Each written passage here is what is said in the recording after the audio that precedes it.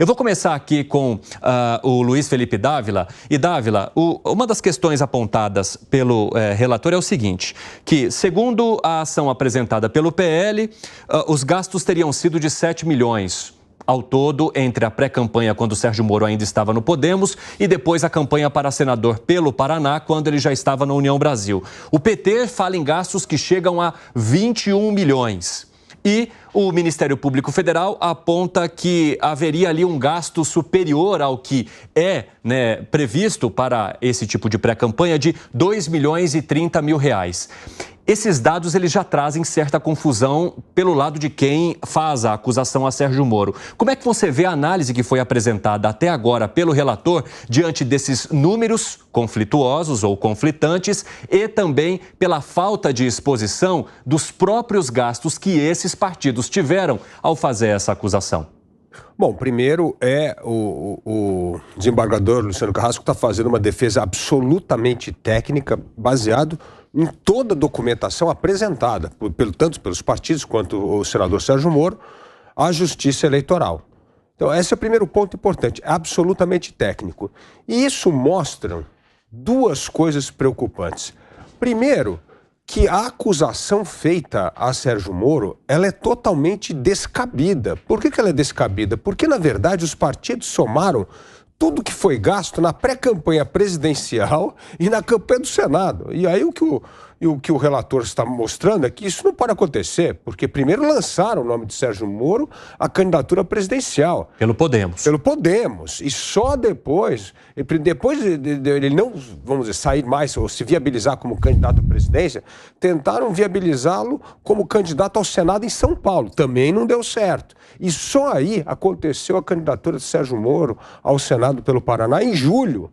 Então, o que esses partidos... os partidos acusadores fizeram? Somaram todo esse dinheiro gasto na pré-campanha presidencial e depois somaram com o dinheiro gasto na campanha ao Senado e disseram que isso aqui era abuso de poder econômico. O que é um total absurdo, que é exatamente isso o que o relator está apresentando com os seus dados, provando que cada despesa gasta foi durante a campanha presidencial, voos de Brasília para São Paulo, voos de Brasília para o Rio de Janeiro, e que não tinha nada a ver com a eleição no Paraná. A segunda coisa interessante na tese do relator, que mostra como é infundada a acusação, é como se tudo isso fosse uma grande armação desde o início para o Sérgio Moro ser candidato ao Senado. Então, vamos fingir que ele é candidato à presidência da República. Vamos fazer uma campanha mostrando que ele vai ser presidente da República. No fundo, nós queremos colocá-lo no Senado. E é isso que é outra coisa desmentida aí nessa acusação. Portanto, mostra que os partidos também usam a justiça, assim como alguns parlamentares usam o Supremo, para fazer politicagem e não para fazer uma acusação séria, embasada em dados. Tal. E é isso que está mostrando. A Justiça do Paraná, mais uma vez, fazendo uma defesa absolutamente técnica dos números e mostrando que parte fundamental da defesa, como você mesmo colocou, Evandro, era os partidos acusadores apresentarem as suas contas para poder ter um efeito comparativo. E nem isso foi feito. Ou seja, é realmente uma acusação infundada. Agora, nós precisamos lembrar também, aconteceu no caso do deputado Deltan Dallagnol, né? Que o Deltan venceu a ação no Tribunal Regional Eleitoral do Paraná e depois perdeu no TSE. Então, apesar... hoje não terminou ainda o voto do ministro, ministro relator, mas está claro aí que o voto do ministro relator está para não condenar Sérgio Moro. Então pode ser que o relatório seja vencido lá, mas isso não significa que acabou aí. Porque tem um recurso, pode recorrer para o TSE e aí sim ainda termos mais um desfecho complicado aí pela frente. Gustavo Segré, fazendo uma conexão com o que foi explicado até agora pelo Luiz Felipe Dávila, né, sobre essa tentativa da acusação de dizer, olha, Sérgio Moro já está fazendo uma pré-campanha pelo Podemos de olho no Senado pelo Paraná. E aí, o que o desembargador aponta é que não é possível fazer essa conexão exatamente porque, num primeiro momento, Sérgio Moro não estava concorrendo pelo Paraná. Houve uma tentativa de concorrer por São Paulo, que acabou não dando certo, e depois ele mudou, deu o domicílio eleitoral para o Paraná para poder concorrer como senador. Ou seja, Se havia um planejamento durante a pré-campanha à presidência que usaria esse dinheiro como uma forma de captar o voto do Paraná, por que o senador depois fez movimentos que não o levavam direto a este estado por onde ele concorreu?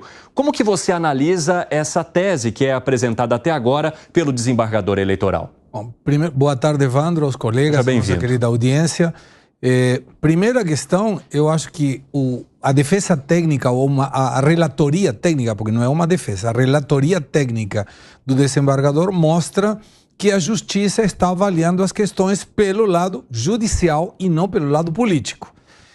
Quando a gente avalia a necessidade, segundo a acusação, de que Moro tenha mais exposição para ser conhecido, o desembargador explicou claramente. Eu acho que todo mundo no Brasil, todo cidadão brasileiro, sabia quem era Sérgio Moro. Gostando ou não gostando dele, mas sabia quem era. E quando o eleitor do Paraná vota pela senadoria e dá a senadoria para o Moro, fica muito claro que é o Estado que é dele, um Estado próprio a ele. E aí também tem uma situação em que, tecnicamente, o relator está indicando que teve uma acusação, como muito bem indicou Dávila também, mas sem a contraprova do outro lado. Ou seja, eu acuso, mas não aporto os dados do meu partido. O que fica claro é que, nesse ponto, está sendo uma relatoria técnica. Depois temos que ver se o TSE, e eventualmente vai ter o recurso com certeza dos partidos, se o TSE vai manifestar também numa questão técnica, porque até o que nós ouvimos, Evandro, é muito, muito sustentada a relatoria.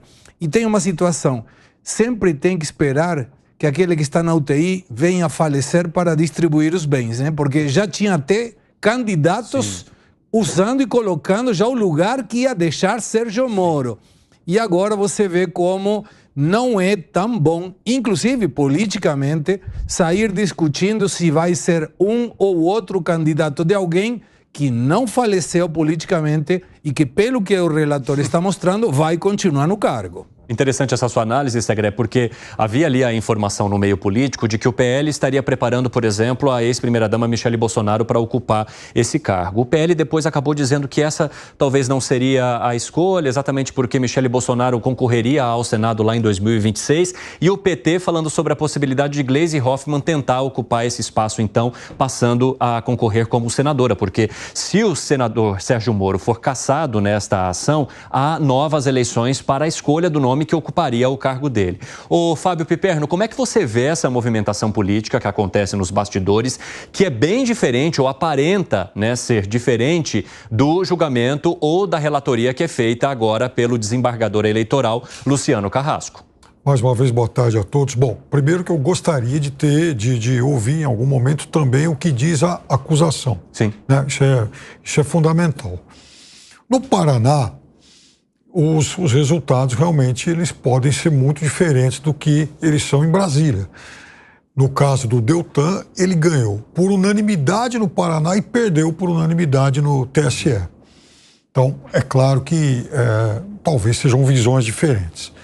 Em relação ao objeto tratado pelo relator, e é por isso que eu chamo a atenção para a importância da gente ouvir a denúncia, se a gente fizer uma análise restrita dos fatos que ele abordou, é óbvio que a acusação, ela parece frágil. E eu tenho, honestamente, não tenho motivo algum para defender o senador Sérgio Moro. Sou crítico da atuação dele enquanto juiz, mas, de qualquer forma, em relação àquilo que a gente ouviu até agora, a acusação é frágil, como eu tenho sempre muitas suspeitas em relação a esses processos que trazem de abuso de poder econômico. Ele citou, por exemplo, o Sarney, no caso lá da candidatura pelo Amapá. Eu me lembro que lá no Maranhão, o ex-prefeito de São Luís, Jackson Lago, também do PDT, ele cometeu a heresia de derrotar a Rosiana Sarney numa eleição para governador. O que aconteceu? Mais ou menos um ano e pouco depois, ele foi cassado por abuso de poder econômico. Vejam só, um candidato de oposição à oligarquia Sarney ser cassado por abuso de poder econômico. Então eu sempre fico com o pé atrás. De qualquer forma, desde o início desse processo, eu tenho chamado a atenção para o seguinte: foi um processo inaugurado pelo PL, a quem o Bolsonaro apoiou no segundo turno. Depois disso, o PT pegou uma carona. Agora, é óbvio que um sujeito que é pré-candidato pelo Podemos, pré-candidato a presidente pelo Podemos, ele tem uma candidatura que não tem nada a ver com uma candidatura que ele resolve adotar 6 meses depois ao Senado e por outro domicílio eleitoral. Ora, bolas, o que tem a ver uma pré-candidatura a presidente pelo Podemos com uma candidatura a senador pelo Paraná? Para mim, o sério da questão é esse. Independente, então, quem pode processar o Moro, eventualmente é o Podemos. Olha, o Moro gastou muito, tomou dinheiro nosso, não foi candidato. Agora, os outros partidos, em relação a uma candidatura diferente, eu acho que é um objeto muito distante daquele que foi o tema inicial da aventura eleitoral dele. Ora, parece isso muito claro. Porque o que é interessante a gente colocar aqui também, né? O PL moveu uma ação e aí entra um grupo movido por PT, PV e PCdoB. Esses 3 partidos também moveram a ação questionando os gastos e dizendo que Sérgio Moro, de alguma forma, se aproveitou da pré-campanha pelo Podemos para alçar voo à campanha depois como senador pelo Paraná. Ou seja, gastou o dinheiro ali para, de alguma forma, colocar-se à frente de outros candidatos que só lá na campanha para o Senado, então, investiram o dinheiro, né, voltado para as eleições para conseguir ocupar esse cargo. O Moro ganhou com mais de 2 milhões de votos. E aí eu quero entender de você, Alan Gani, de que maneira que você vê que a questão política ela vai se misturando com aquilo que é jurídico, né? Porque aí existem as histórias, ou existe a história de oposição entre esses partidos e aquilo que significou Sérgio Moro de maneiras diferentes para ambos, com aquilo que a justiça vai trazendo até esse momento, inclusive ao falar da acusação, fazendo uma cobrança também a estes partidos. Olha, já que vocês estão querendo cobrar do outro, que vocês apresentem as suas contas também, o que, segundo o desembargador, não aconteceu. Perfeito. Olha como a política é bastante interessante e é um jogo de muitas traições. Em algum sentido, a eleição de 2018 de Jair Bolsonaro, ela foi beneficiada por toda a Operação Lava Jato. Portanto, ela foi beneficiada por Sérgio Moro, né? Todos aqueles escândalos de corrupção, evidentemente, enfraqueceram o PT e o Bolsonaro capitalizou isso muito bem. Mas aí tem as ironias da história, justamente o PL, representante atual do bolsonarismo, que entra com uma ação e puxa a fila justamente contra Sérgio Moro.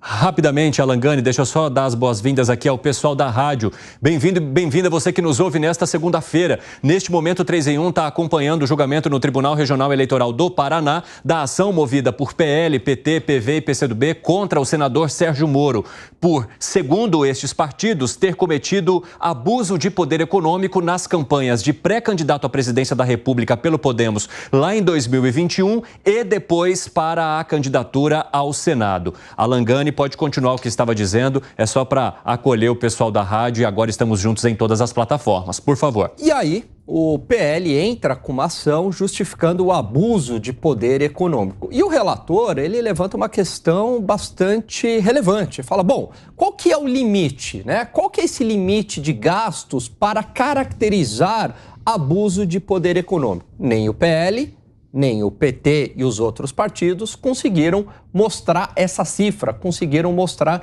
esse número.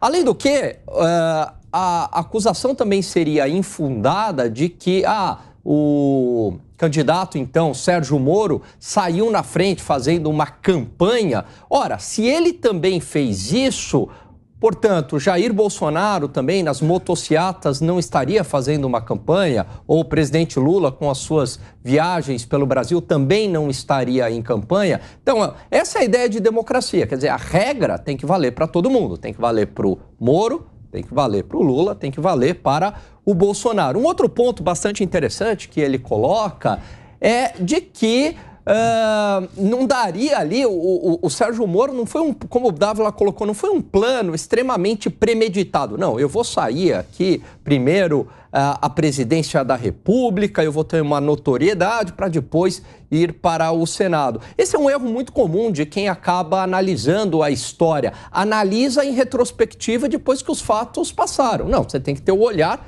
da época. Na época, nem o próprio juiz Sérgio Moro saberia que seria ali candidato ao Senado. E quarto, ele não precisava de nenhuma propaganda para ser conhecido. Eu acho que esse ponto é fundamental. Tanto Lula quanto Jair Bolsonaro quanto Moro são figuras conhecidas no Brasil inteiro. Então, por enquanto, é uma relatoria bastante técnica, mas a gente sabe que no TSE o jogo é outro. No TSE pode ser um julgamento pendendo para o político e não para o jurídico, não para o técnico. A gente viu isso no caso de Deltan Dallagnol, onde a principal acusação ali no TSE, e que passou, foi de que Deltan Dallagnol teria um PAD aberto contra ele. Na verdade, ele não tinha um PAD, ele poderia ter um PAD aberto futuramente, o que tinha era apenas uma contestação, mas